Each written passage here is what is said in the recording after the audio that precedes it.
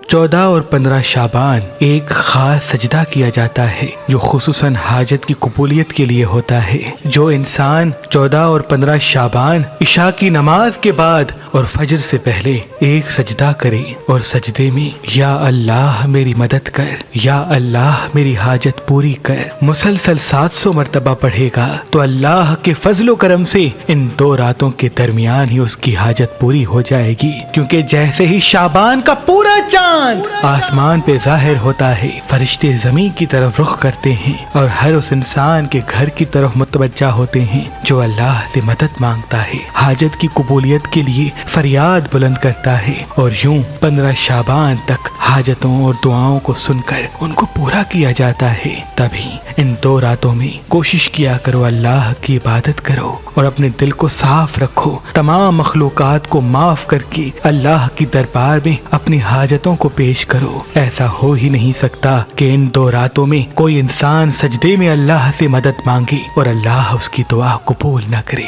کیونکہ یہ 2 راتیں اللہ کی طرف سے انسان کے لیے عظیم انعام ہیں۔